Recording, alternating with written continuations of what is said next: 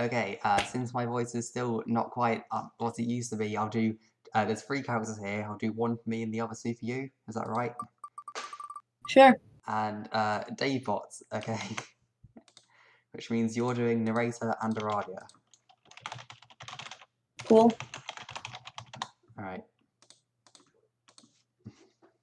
Elsewhere, below the horizon, the distant sounds of war travel above the canopy of a forest.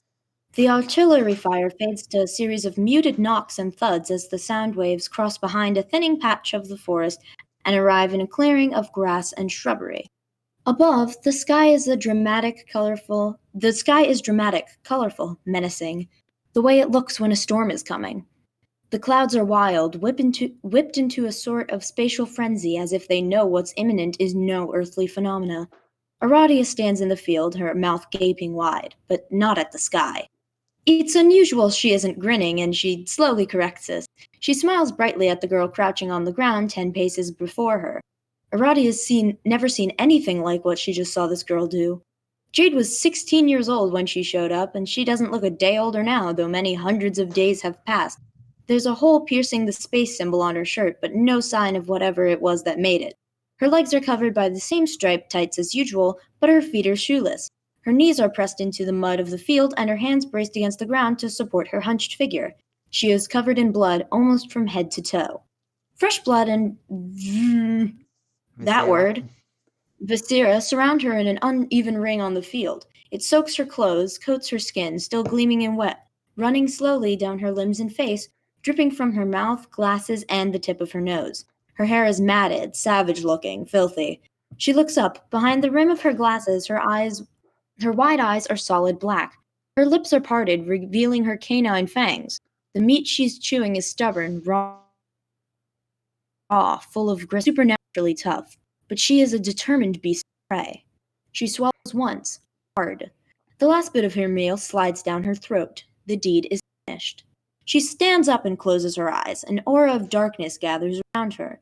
The blood begins to dissolve as if being absorbed into her skin. She makes 2 fists, plants her feet firmly, and releases an otherworldly. A shockwave emanates from her body, knocking Aradia down. It rushes outward, blowing the surrounding trees back as if they're weathering hurricane-force winds. In a moment, calm is restored. She opens her perfectly black eyes again. Aradia staggers back to her feet and brushes herself up. I take it everything went as you hoped? Jade looks down at her hands as if they belong to an alien. She can feel it now. Abilities have been awakened inside her that no being has ever commanded before. She raises her hands and looks up at the sky. Above her, an immense vortex opens. It swirls many miles upwards into blackness and lightning crackles within. Jade does nothing for a while. She seems to simply study the construct she's summoned, this great occult trumpet beckoning her into its abyss. Her face is expressionless. Her glasses flash white as they reflect the lightning that arcs sporadically inside the wormhole. Well, aren't you going in? Wasn't that the idea, or did I not? Jade silently holds up a hand as if telling her to wait. Aradia closes her mouth, looking embarrassed. Nearby, a red haze gathers in the air. It condenses into concentric rings and spheres of ruby light. The luminous shape of a man fades into the center of the special effect. When the light subsides, Aradia notices the man is made of polished metal. She recognizes the gear symbol on his chest, identical to her own. She also recognizes the sunglasses the robot is wearing. She knows who this is. Dave? Sup? He doesn't look in Aradia's direction. His eyes, glowing bright enough to be visible behind his shades, are fixed on Jade. He looks her up and down. She's still so young. He knew this Jade many years ago, but by this point their paths have diverged in ways that he couldn't begin to describe even if he wanted to. So, we doing this? Jade says nothing and looks up into the wormhole again. She begins to levitate, gradually picking up speed. Without looking back, she rockets into the vortex, vanishing into the darkness. Davebot turns to Aradia. How about you? Want to come along? I guess so. I'm really not sure what's going on here. To be honest, the plan wasn't discussed much. That's what we're doing now, discussing the plan. What about your boy, Eye Patches? Oh, Solix is in one of his moods.